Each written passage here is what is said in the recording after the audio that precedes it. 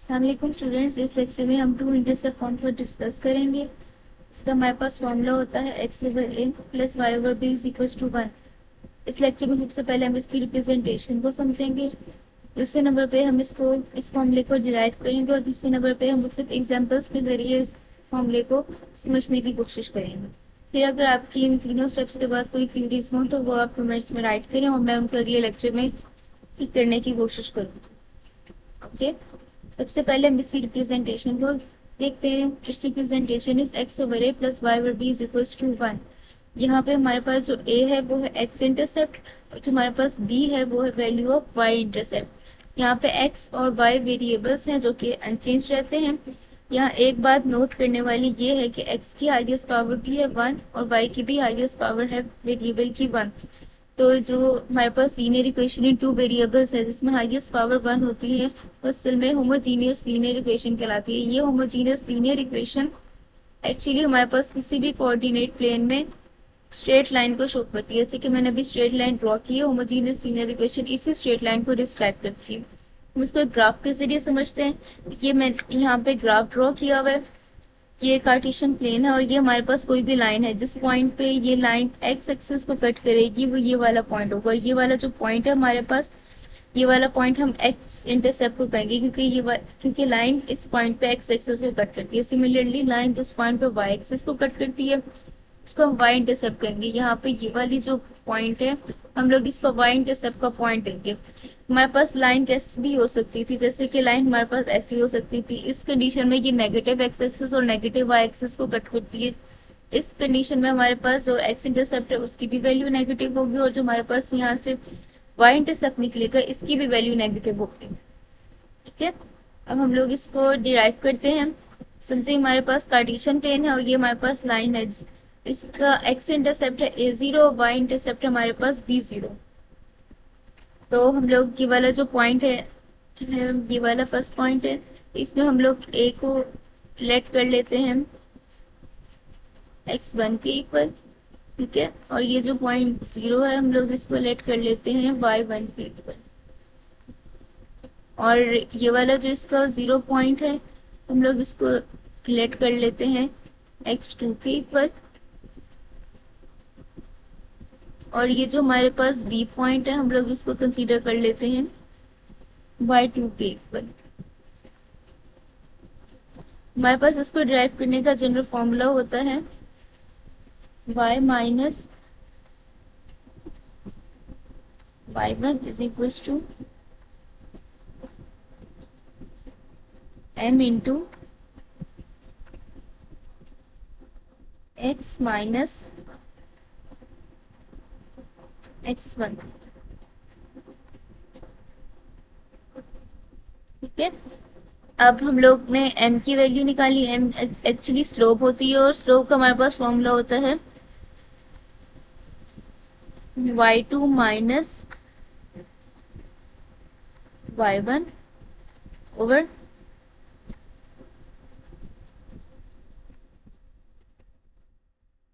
x2 minus x1। ठीक है, हमने ये स्लोप का फॉर्मूला निकाला है। जब हमारे पास 2 पॉइंट्स दिए हुए हो तो हम लोग उनकी स्लोप ऐसे ही फाइंड करते हैं कि हम उसके पहले y कोऑर्डिनेट्स का डिफरेंस डिवाइड करते हैं x कोऑर्डिनेट के डिफरेंस से।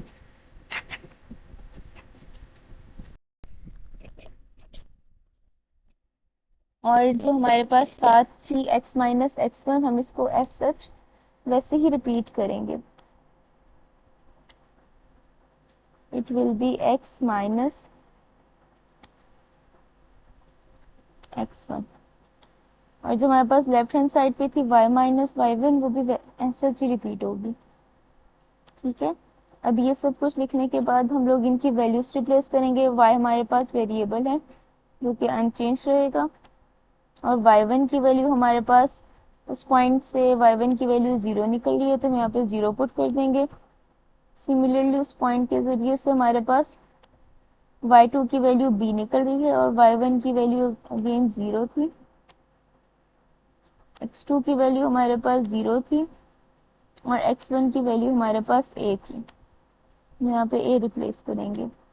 सिमिलरली x वेरिएबल है जो कि अनचेंज रहेगा, माइनस x1 की वैल्यू हमारे पास है a, तो हम लोग एक से रिप्लेस कर देंगे। यहाँ पे हमारे पास आ जाएगा y इज इक्वल टू, ये हमारे पास सिंप्लीफाई होगा माइनस b ओवर a, और यहाँ पे हमारे पास हो जाएगा x माइनस a। ठीक है, अब आगे हम इसको मजीद सिंप्लीफाई करेंगे तो ये हो जाएगा y is equal to minus b over a x, minus minus यहाँ पे प्लस हो जाएगा, तो ये क्या हो जाएगा ए बी ओवर ए, ये हमारे पास ए से कैंसिल हो जाएगा, और हम लोग अगर ये वाला लेफ्ट साइड पे शिफ्ट करें तो फिर हमारे पास हो जाएगा y plus B over a x ऐसे रिपीट होगा, और यहाँ पे लेफ्ट हैंड साइड पे हमारे पास बच जाएगा b। जो ही हम लोगों ने फॉर्मूला डिराइव करना था उसमें कांस्टेंट जो यहाँ पे था उसकी वैल्यू 1 थी, और यहाँ पे b है, तो फिर हम लोग बोथ साइड्स b से डिवाइड कर देंगे। यहाँ भी हम लोग b से डिवाइड करेंगे क्योंकि हमने राइट हैंड साइड में 1 लेके आना होता है, और x over b over a, और साथ हम b से डिवाइड करना था यहाँ भी, तो यहाँ पे b आ जाएगा, और वेरिएबल हमारे पास x वैसे ही रहेगा, प्लस यहाँ भी हमने y को भी b से डिवाइड करना था क्योंकि हमने बोथ साइड b से डिवाइड करना था। यहाँ b से कैंसिल हो गया, यहाँ भी b से कैंसिल हो गया, तो जो हमारे पास फाइनल इसकी इक्वेशन बनी वो होगी y over b plus x over a is equals to 1। हम पहले x की टर्म को लिख सकते हैं, तो हमारे पास इक्वेशन बनेगी x over a plus y over b is equals to 1। तो स्टूडेंट्स ये हमारे पास इसकी सिंप्लीफाइड इक्वेशन है, इसको भी हमने डिराइव किया। अब इस इक्वेशन के जरिए हम इसके मुख्तलिफ क्वेश्चंस करेंगे। ओके, फर्स्ट हमारे पास जो एग्जांपल है उसमें हम लोगों को equation of line find out करने का कहा हुआ है, जिसमें x इंटरसेप्ट की वैल्यू हमें 3 दी हुई है, y इंटरसेप्ट की वैल्यू हम लोगों को 9 दी हुई है। जैसे कि हमने पहले x इंटरसेप्ट को a के इक्वल लेट किया था, तो यहाँ पे x इंटरसेप्ट मीन्स a की वैल्यू दी हुई है और वो है 3, और y इंटरसेप्ट में हम लोगों को b की वैल्यू दी गई है और वो है 9।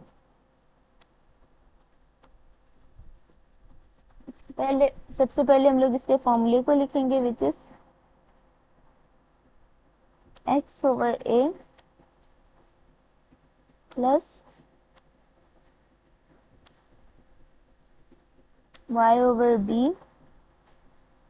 Equals to 1। अब हम लोग वैल्यूज रिप्लेस कर देंगे।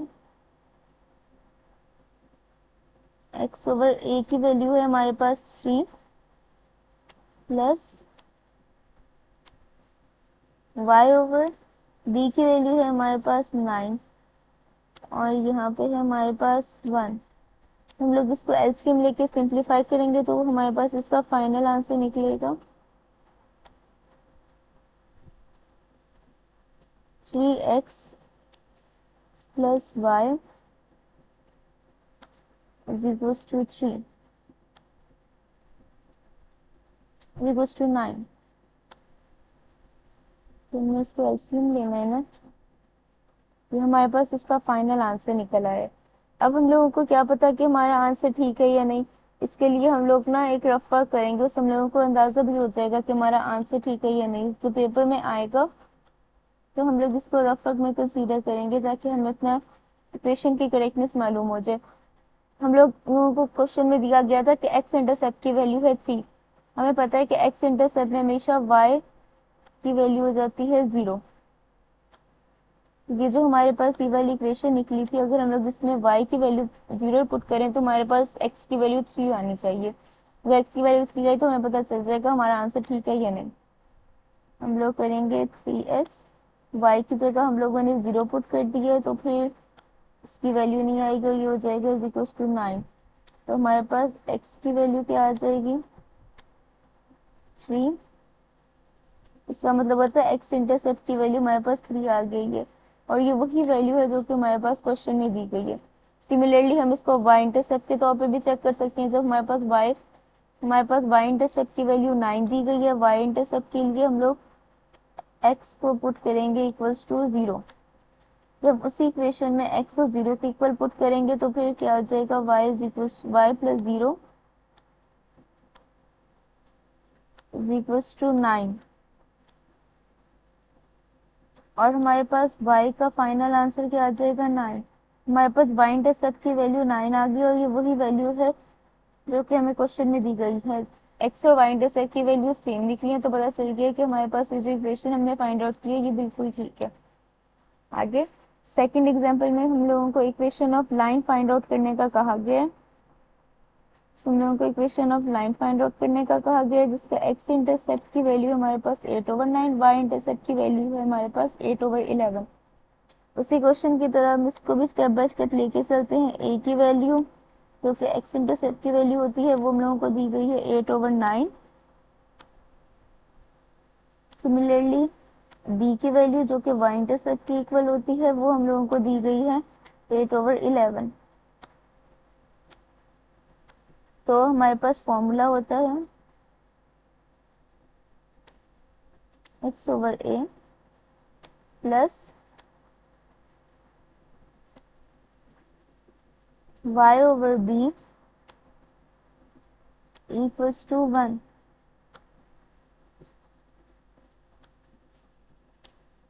x/a की वैल्यू हमारे पास यहाँ पे है 8/9 प्लस y/b की वैल्यू हमारे पास है 8/11, और कांस्टेंट की वैल्यू हमारे पास है 1।